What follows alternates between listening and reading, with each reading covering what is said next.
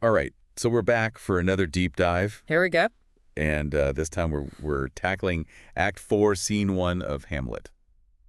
Buckle up, everybody. Yeah, Act 4, Scene 1. big stuff's about to go down. It really is. It's a turning point. Oh yeah. Yeah, we're getting to the good stuff. So to quickly recap, we just saw Polonius bite the dust. Mm-hmm. Hamlet's all over the place, Spiraling. and yeah, the king and queen are trying to figure out what to do. Yeah, they've got a mess on their hands. So what is the overall feel at the beginning of this scene? What are we walking into? Well, I think you really hit the nail on the head when you said, what are we walking into? Because it's this feeling of shock, right? Like a murder has just happened in the castle, but there's also this palpable tension underneath. Yeah. Like everyone's on edge. No one knows what's going to happen next. It feels like Claudius especially is kind of in panic mode. Right. He's trying to keep it together. Well, he's trying to figure out what to do. He's got Gertrude. He's trying to assess how much she knows, what she's seen. And really, I think his main concern is how much of a threat Hamlet poses to him now. Right, because, if Hamlet was willing to kill Polonius, Right. who knows what he's capable of? Exactly. And it's not just about, physical safety at this point. It's about power, right? Yeah. It's about maintaining control of the throne. And Gertrude's description of Hamlet when he killed Polonius, it's pretty intense. Oh, it's chilling. She says, mad as the sea and wind. But then later on, she mentions that he weeps for what is done. Right. What do you make of that detail? I mean, that's the million-dollar question, isn't it? I think that line is one of the most debated lines in all of Hamlet. Really? Oh, yeah, because it gets to the heart of this question of Hamlet's sanity.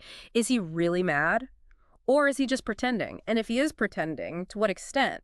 Is this a moment where genuine grief breaks through? Or is it just another act, another way of manipulating those around him? Man, yeah, that's a great point that I hadn't even thought about before. It's a tough one, And I think that's what makes Shakespeare so brilliant. He doesn't give us easy answers. Yeah, that's true. He leaves it up to us to interpret, to wrestle with these questions. So your English teacher is probably going to ask about that. You can bet on it. Yeah, for sure. Now, Claudius, he doesn't just, sit around and mope. He's got a plan, right? He decides to ship Hamlet off to England. Yep. Get him out of there. What's going on there? Is it as simple as just getting rid of a problem? Well, on the surface, it seems that way, right? Like, okay, Hamlet's dangerous. Let's send him away. Mm-hmm. But I think it's much more calculated than that. I think Claudius is using this opportunity not only to protect himself, but also to further his own political agenda. Okay. How so? Well, remember, he's acutely aware of public perception. He even says, so haply slander may miss our name. So he's worried about his reputation, about how this whole situation is going to make him look.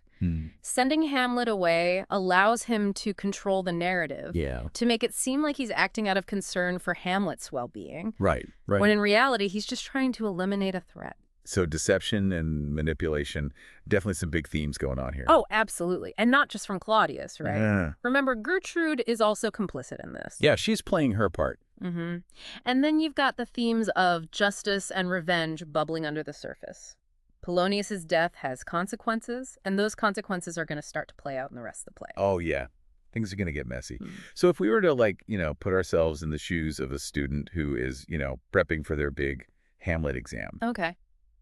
What are some questions that, you think would probably be on the test? Well, I think a good teacher is going to ask about the use of language in this scene. Okay. Because Shakespeare's language is so rich and layered, and it really reveals a lot about the character's inner thoughts and motivations.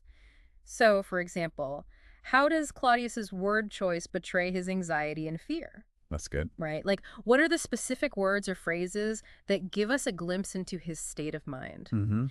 Another question I would expect is how different characters try to maintain control. Okay. Because this whole scene is about power struggles, right? You've got Claudius trying to control Gertrude, trying to control Hamlet. Trying to control the narrative. Exactly. And how do they do that? What strategies do they use? And of course, your teacher is going to want you to connect this scene to the play's larger themes and plot. So, how does this move the story forward? Right. And I think one of the key questions to consider is whether Claudius's plan to send Hamlet away is really going to work out for him. Yeah. Could this backfire on him? I mean, it seems like a smart move in the short term, but what are the long-term consequences? Could this actually be the beginning of his downfall? These are all questions that you'll want to think about as you're studying this scene. Absolutely. So much to consider, so much to unpack. Yeah. I think we've given everybody a really good starting point for Act 4, Scene 1. Yeah, lots to chew on. Yeah, so dive into that text, come up with your own interpretations, and yeah, good luck on that exam. Break a And leg. we'll see you next time for another deep dive. See ya. Bye.